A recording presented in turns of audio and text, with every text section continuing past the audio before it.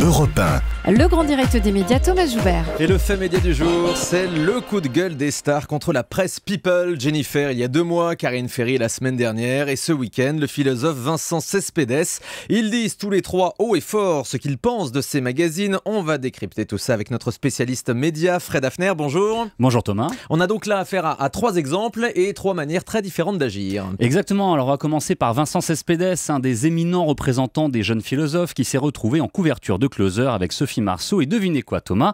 Ça ne lui a pas plu. Alors comme il est philosophe, il a écrit une longue tribune sur le site de Rue 89, une tribune dans laquelle il démonte et analyse la fabrication d'un faux scoop. Une seconde, c'est le temps nécessaire selon Vincent Cespedes pour prendre une quinzaine de clichés qui donneront l'impression d'une marche langoureuse entre amoureux alors qu'il ne s'agit que d'un simple baiser d'au revoir à la sortie d'un restaurant. Une photo avec la main dans le dos, une autre avec les deux visages souriants à quelques centimètres l'un de l'autre, prise juste après l'échange de baisers.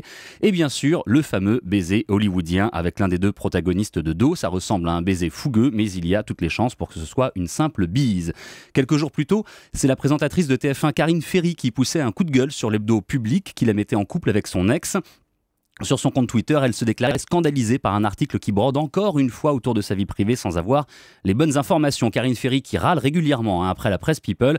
La jeune femme regrette que son intégrité professionnelle et sa moralité soient mises en cause via des mensonges sur sa vie privée. Jennifer, enfin, avait de son côté fait publier un communiqué en mai dernier pour expliquer son absence sur le tournage d'une émission en hommage à Jacques Dutronc.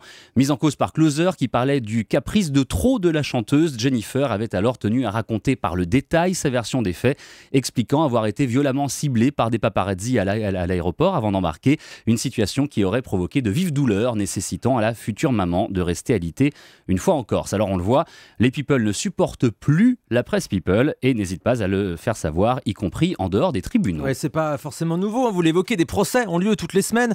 On a d'ailleurs un peu l'impression parfois d'un jeu entre les stars et cette catégorie de magazines. Oui, alors si vous sous-entendez que les people ont besoin de la presse people pour exister, vous avez totalement raison Thomas, et effectivement, ce jeu du chat et de la souris est loin d'être nouveau. Les stars n'hésitent pas à attaquer les éditeurs de ces titres, qu'il s'agisse de Voici, Closer ou Public. Tous passent régulièrement devant la justice et tous doivent régler des amendes et publier les textes des décisions judiciaires, parfois même, on le sait, à la une des magazines. En dehors des tribunaux, les artistes ou les politiques visés par les paparazzi et victimes de vraies révélations ou de faux scoops font de plus en plus savoir au public, à leur public, qu'ils souffrent de ces affaires et pire, que leur famille, leur entourage est meurtri et encaisse comme il peut à chaque nouvelle révélation sur leur vie privée. Ce qui ajoute, vous le remarquez au passage, une info d'ordre privé comme quoi on ne s'en sort pas. Alors si les réactions des stars consistent le plus souvent à râler dans une interview ou sur un plateau télé, certains vont un peu plus loin et adaptent leur riposte. On se souvient dans les années 90 de l'actrice Sandrine Bonner qui avait fait déverser un camion entier de fumier juste devant l'entrée du siège de Voici.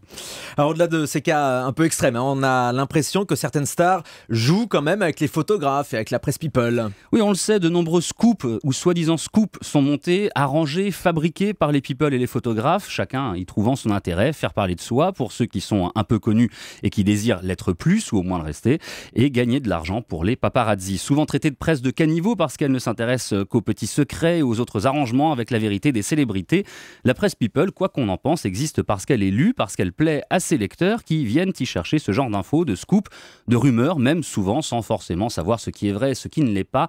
Mais finalement, est-ce vraiment si important ? Le but recherché, c'est de passer le temps en rêvant ou au contraire en réalisant que les stars ne sont pas toujours si différentes de nous ou de nos collègues de bureau.